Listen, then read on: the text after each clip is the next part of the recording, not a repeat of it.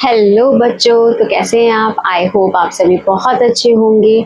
आपकी स्टडीज भी बहुत अच्छे से चल रही होंगी। मैं प्रियंका आपका चक ट्यूटोरियल में स्वागत करती हूँ। जैसे कि हमने क्लास 12 के sexual reproduction in flowering plants में हमने पॉलिनेशन पूरा कंप्लीट कर लिया था। आउटब्रीडिंग डिवाइसेस हमने कंप्लीट कर लिए थे, राइट। तो अब हम यहाँ पे डिस्कस करेंगे आगे हम कि पॉलन ट्यूब की जो एंट्री हो रही है किसमें, ओव्यूल में, यानी कि ओवरी में पॉलन ट्यूब की जो एंट्री हो रही है वो कितने तरीकों से हो रही है या किस किस प्लेस से हो रही है। तो चलिए हम इसको डिस्कस करते हैं। यहाँ पे सबसे पहले यहाँ पे हेडिंग क्या हो गई, entry of pollen tube into the ovule, यानी कि ओव्यूल में जो पॉलन ट्यूब की एंट्री है वो किन तरीकों से हो रही है।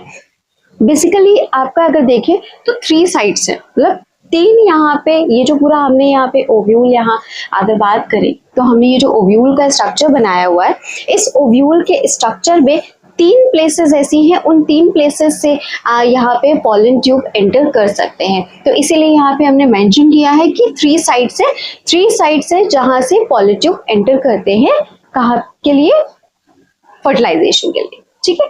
तो सबसे पहला आप स्ट्रक्चर देख रहे हो, हमने तीनों जगह ओव्यूल बना दिए हैं। अब सबसे पहला हम डिस्कस करते हैं कि सपोज अगर पॉलन ट्यूब का फॉर्मेशन हुआ और पॉलन ट्यूब जो है वो एंटर कर रही है माइक्रोपाइलर एंड से, राइट। कहां से एंटर कर रही है, माइक्रोपाइलर। ये वाला कौन सा एंड है, ये है माइक्रोपाइलर एंड, राइट। फिर से बता रहे हैं, अगर पॉलन ट्यूब ओव्यूल में एंटर कर रही है कौन से वाले एंड से, माइक्रोपाइलर एंड से, तो ऐसी एंट्री को हम कहते हैं पोरोगेमी।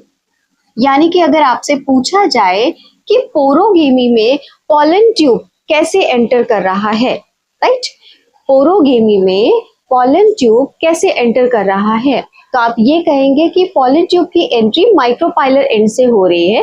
अगर माइक्रोपाइलर एंड से पॉलन ट्यूब की एंट्री होती है तब हम उसको कहते हैं कि ये पोरोगेमी परफॉर्म कर रहा है या पोरोगेमी का प्रोसेस हो रहा है। क्लियर। अब हम बात करते हैं कि जो पोरोगेमी है ये कॉमन है एंजियोस्पर्म में, राइट। तो यहाँ पे एंजियोस्पर्म में पोरोगेमी कॉमनली पाई जाती है, यानी कि बेसिकली अगर हम देखें तो एंजियोस्पर्म के जो प्लांट्स है उनमें पॉलन ट्यूब की एंट्री कैसे हो रही है, माइक्रोपाइलर एंड से हो रही है, यानी कि पोरोगेमी। नेक्स्ट हम बात करते हैं कि अगर पॉलन ट्यूब की एंट्री चलाजल एंड से हो, ये वाला एंड कौन सा है, ये चलाजल एंड है। अगर पॉलन ट्यूब की एंट्री हम ये कह रहे हैं कि चलाजल एंड से हो रही है तो इस एंट्री को हम नाम देंगे चलाजोगेमी। क्या नाम देंगे, चलाजोगेमी। तो चलाजोगेमी अगर हम बात करें, यहाँ पे पॉलन ट्यूब की एंट्री कहाँ से हो रही है, चलाजल एंड से हो रही है। तो चलाजल एंड से होगी तो हम उसे क्या कहेंगे, चलाजोगेमी कहेंगे। चलाजोगेमी की अगर बात करें तो कैजुरिना हो गया, बेट्यूला हो गया, इनमें हम अगर देखेंगे तो इनमें चलाजोगेमी फॉलो होता है, यानी कि पॉलन ट्यूब की जो एंट्री होती है वो चलाजल एंड से होती है। नेक्स्ट हम बात करते हैं, अगर पॉलन ट्यूब की एंट्री इंटैगुमेंट्स के थ्रू हो रही है। देखिए ये सारे क्या बनाए हैं, ये हमारे क्या है, ये इंटैगुमेंट्स है। अगर पॉलन ट्यूब की एंट्री इंटैगुमेंट से हो रही, यानी कि ये पॉलन ट्यूब आया और पॉलन ट्यूब ने एंट्री की इंटैगुमेंट से, राइट।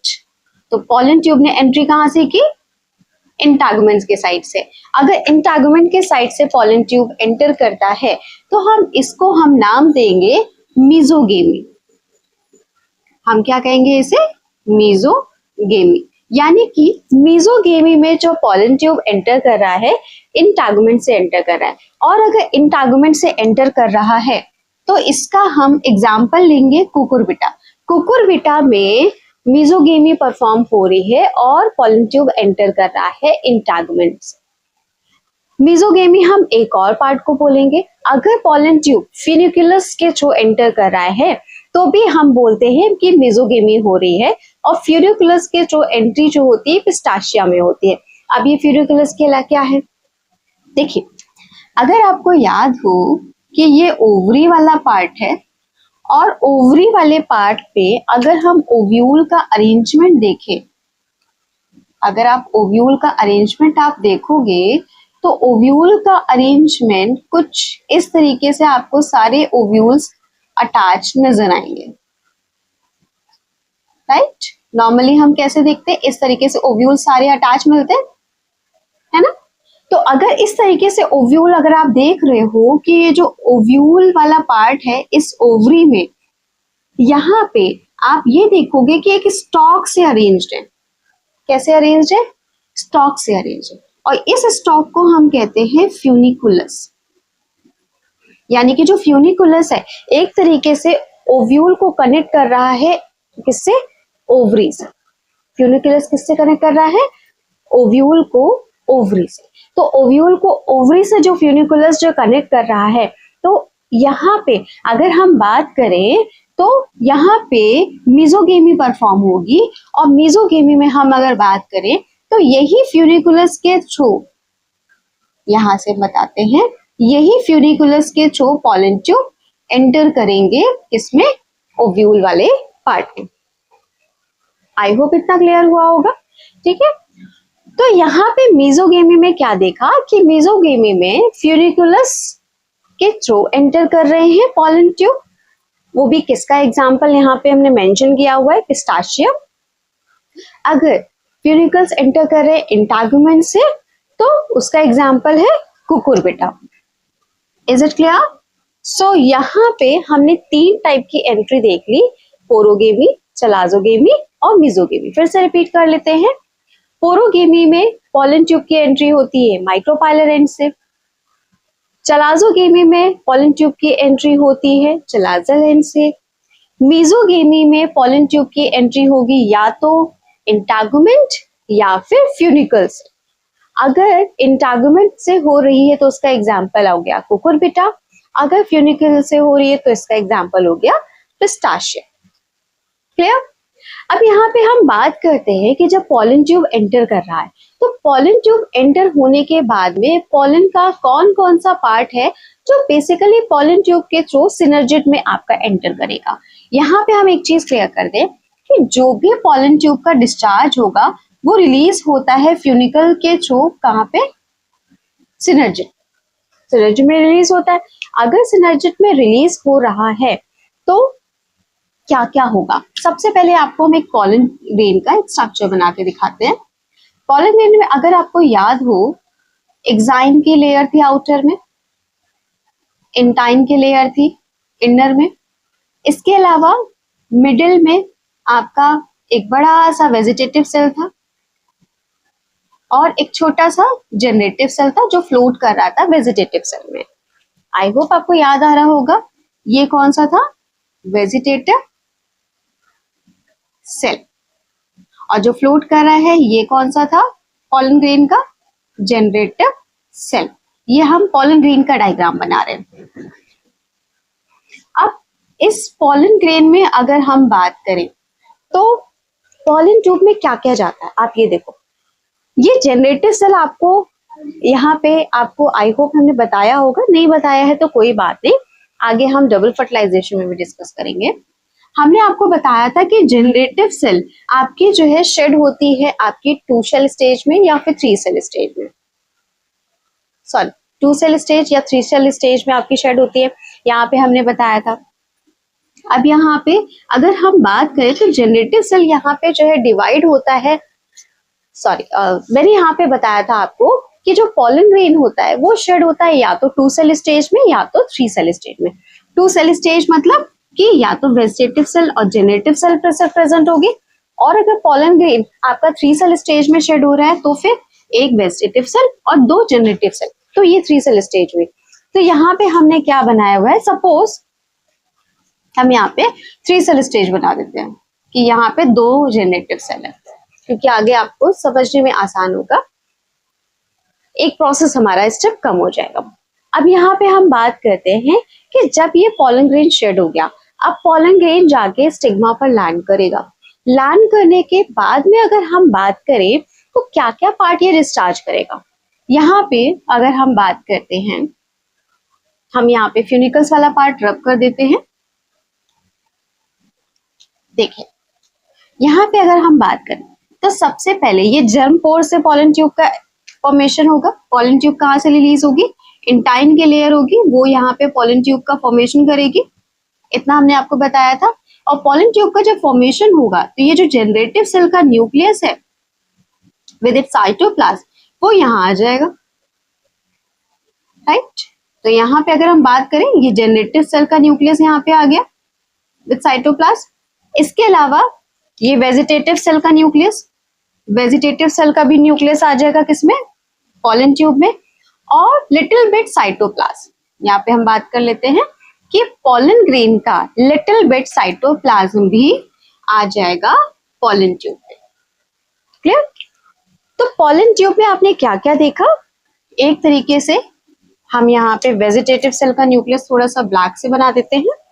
आपने क्या देखा, क्या क्या चीजें पॉलन ग्रेन में आई, वेजिटेटिव न्यूक्लियस आया, मेल गैमीट आया, 2 मेल गैमीट आए।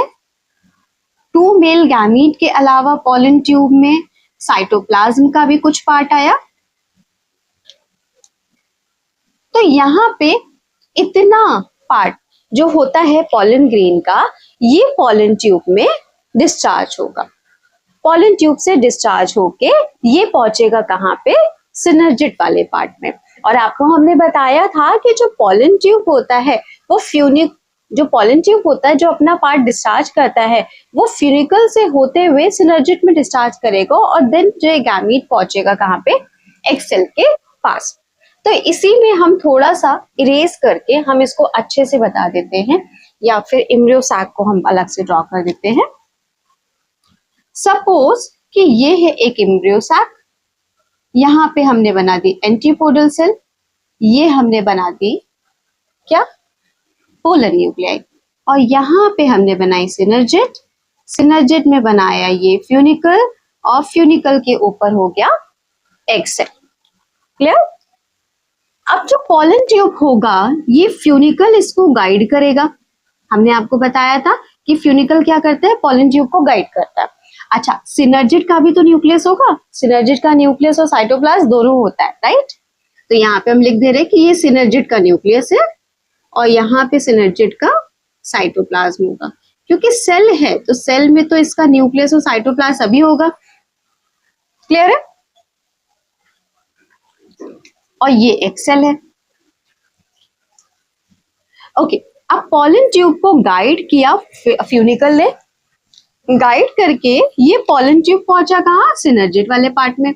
और सिनर्जिड वाले पार्ट में जब पहुंचा तो सिनर्जिड वाले पार्ट में ये कुछ वेजिटेटिव न्यूक्लियस के साथ साथ साइटोप्लाज्म को रिलीज करेगा, 2 मेल गैमीट को रिलीज करेगा। यानी कि यहाँ पे अगर हम बात कर ले, अगर हम सब कुछ रब कर दे, ये ब्लू वाला लाइन यहाँ पे हम इसको भी रब कर देते हैं, थोड़ा सा फ्रेश हमें यहाँ पे मिल जाएगा।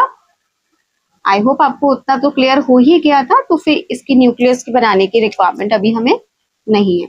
अब देखिए यहाँ पे ये सिनर्जिड का न्यूक्लियस हो गया, सिनर्जिड के न्यूक्लियस के साथ साथ 2 मेल गैमीट रिलीज हुए।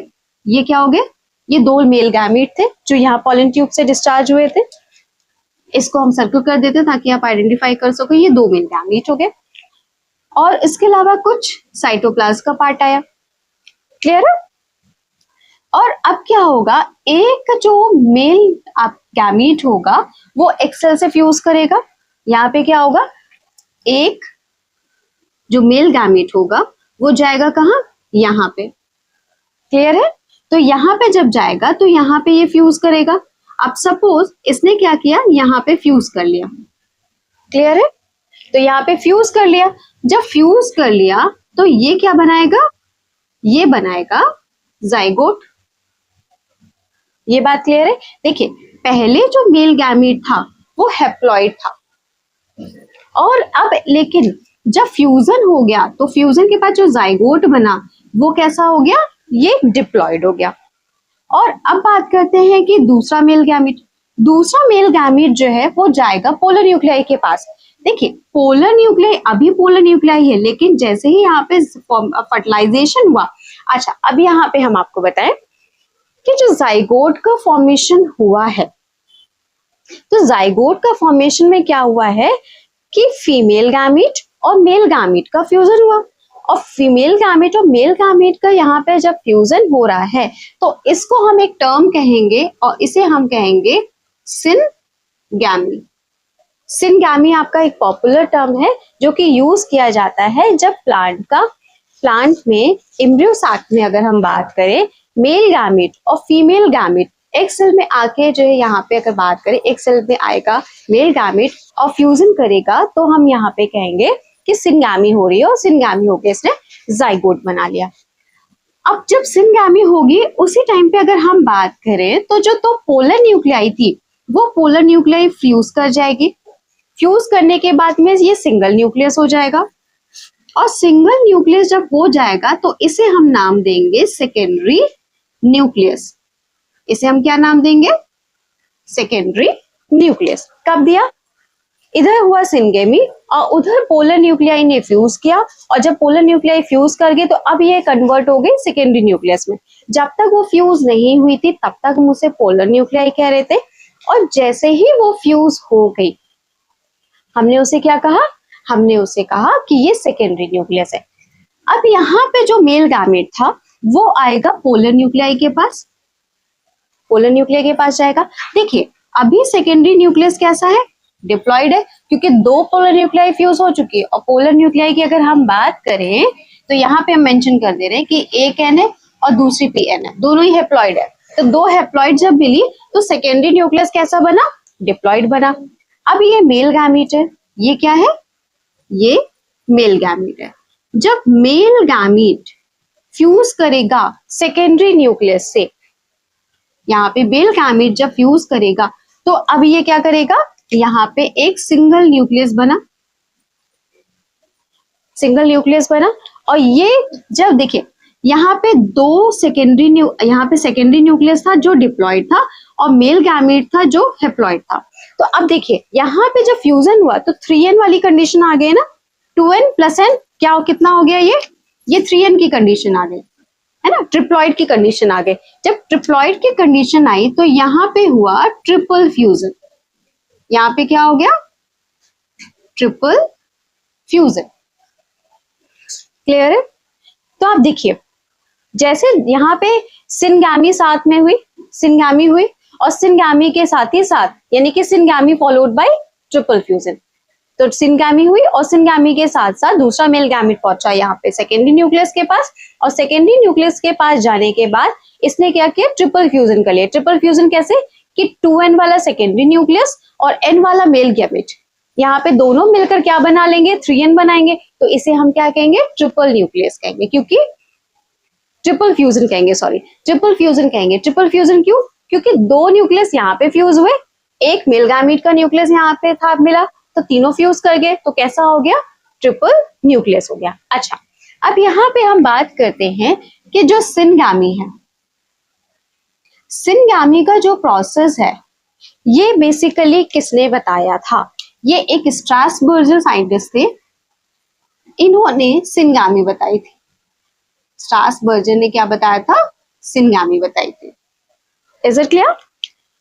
इसके अलावा अगर हम बात करें तो यहाँ पे ट्रिपल फ्यूजन हुआ। आप यहाँ पे क्या क्या देख रहे हो?